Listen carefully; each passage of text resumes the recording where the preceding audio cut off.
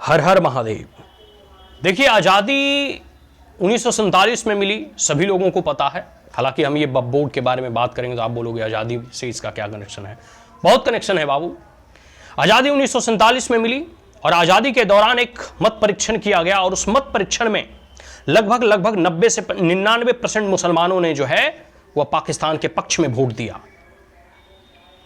अनगिनत ऐसे नेताओं के द्वारा प्रयास किए गए कि राष्ट्र का विभाजन ना हो, लेकिन फिर भी राष्ट्र कई खंडों में विभक्त हो गया।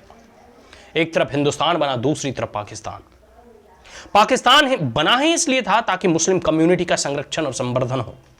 उसके नेता लोगों को लगता था कि अगर वो हिंदुस्तान में रहेंगे तो उनका जो है जीना हराम हो जाएगा। कई सारे मुस्लिम यहां से पलायन करके चले गए, लेकिन कई सारे ऐसे लोग जो है यहीं रह गए। अब मैं बात करता हूं कि ऐसे तमाम मुस्लिमों को रिझाने के लिए, मुस्लिम तुष्टीकरण के लिए कांग्रेस हमेशा कानून बनाते आई है या फिर उस कानून को सहमति जो है दर्ज कराते आई है।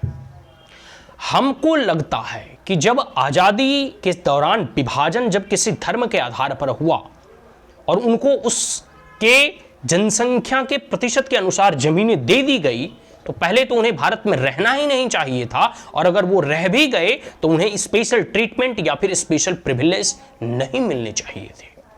लेकिन हमेशा कांग्रेस वोट बैंक की पॉलिटिक्स के कारण, हमेशा जो है मुस्लिम तुष्टीकरण के कारण कई सारी ऐसी नीतियां, कई सारे ऐसे नियम, कई सारे ऐसे कानून कांग्रेस के द्वारा और कांग्रेस के शासन काल में बनाए गए जो मुस्लिमों को लुभाने का प्रयास किया गया और जो है वह उन्हें स्पेशल ट्रीटमेंट देने का प्रयास किया गया, उन्हें स्पेशल ग्रांट या स्पेशल प्रिविलेज जो है देने का प्रयास किया गया। स्वाभाविक सी बात है कि उन्हें वोट चाहिए था और इसमें उन्होंने यह नहीं देखा कि क्या यह नियम जो है सामाजिक समरसता को स्थापित कर पाएगा, क्या यह नियम जो है जो भारत के संविधान में जो है जस्ट एंड फेयर ट्रायल की बात कही गई है, क्या उन नियमों को तो नहीं ताक पर रख देगा। और ऐसा ही हुआ।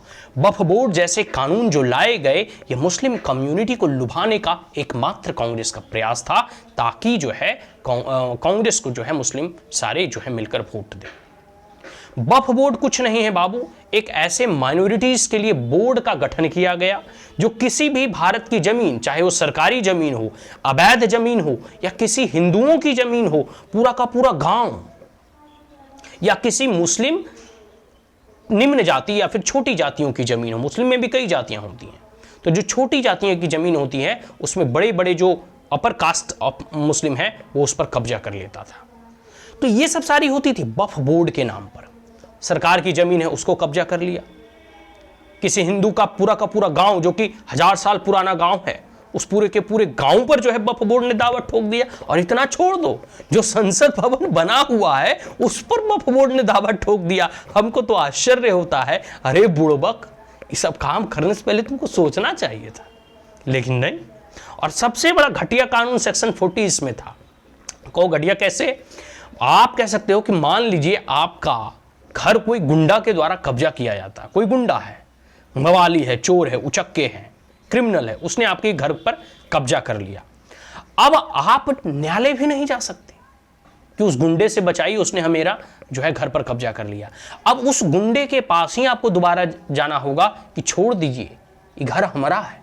अब बताइए, जो गुंडा आपके जमीन और आपके घर पर कब्जा किया है वो छोड़ने के लिए कब्जा किया है। मतलब किसी भी एक्शन को इलीगल है या लीगल, यह जांचने का अधिकार न्यायालय को है, न्याय व्यवस्था को है, न्यायपालिका को है।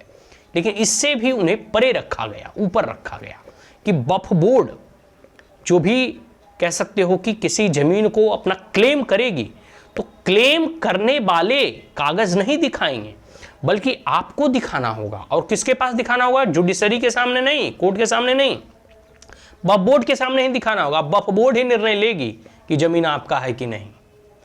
मतलब एक बार वक्फ बोर्ड अगर क्लेम कर ली तो जमीन उसका हो गया, फिर आप मतलब पूरा का पूरा गांव की जमीन को क्लेम कर ले, जहां संसद भवन वर्तमान में बना हुआ है उस जमीन को क्लेम कर ले, सब वक्फ बोर्ड की संपत्ति हो गई। सरकारी जमीनें हैं, अवैध जो जमीनें हैं, खाली पड़ी जमीनें हैं, सबको वक्फ बोर्ड जो है क्लेम कर रहे। रेलवे के बाद सबसे अधिक जमीनें जो है वक्फ बोर्ड के पास हैं, लगभग 6 लाख जो है कह सकते हो कि संपत्ति 6 लाख करोड़ की संपत्ति आप कह सकते हैं। और इसके साथ साथ 40 से 50% इसमें अवैध संपत्ति है, जिसका वक्फ बोर्ड के पास कोई कागज नहीं है।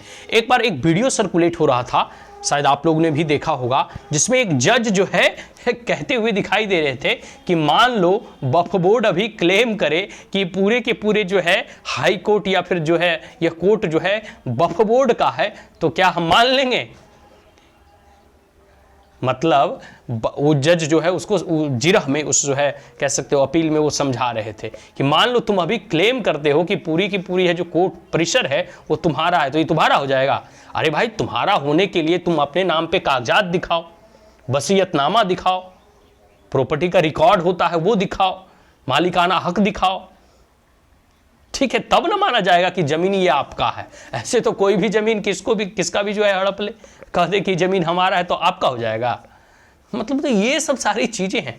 खैर, ये सब सारी चीजें इनके द्वारा आई। अब देखो, मैं बार बार इस चीज को कहता हूं कि अभी जो संशोधन लाए गए और खास करके आर्टिकल 40 उसमें जो है सेक्शन 40 को जो है हटाया गया, तो सेक्शन 40 को हटाकर या फिर इसमें कई सारे आमूल चमूल और भी परिवर्तन किए गए। इसमें अमेंडमेंट संशोधन का ये कानून था, तो इसे और इंक्लूसिव बनाने का प्रयास किया गया। अब बताओ कैसे इंक्लूसिव बनाया गया?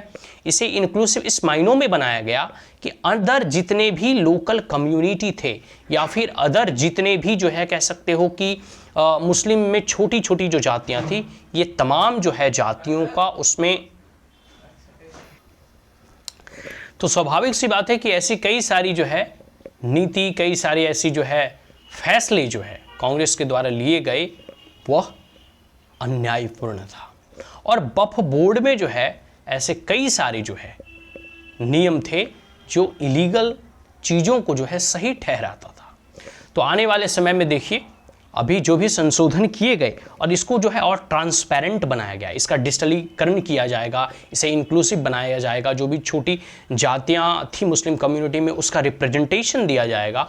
तो स्वाभाविक सी बात है जो है आप कह सकते हैं कि ऐसे जो है तमाम चीज़ इस संशोधन में लाए गए हैं और जो भी राज्य को या सरकार को राजस्व का लाभ होना चाहिए वो जो है इस जो है कह सकते हो बिल के माध्यम से उन्हें मिलेगा। ठीक है, आज के लिए इतना ही। आशा करता हूँ कि वीडियो आपको अच्छा लगा हो तो इसे लाइक और सब्सक्राइब करना ना भूलें। Also press the bell icon. जय हिंद, हर हर महादेव।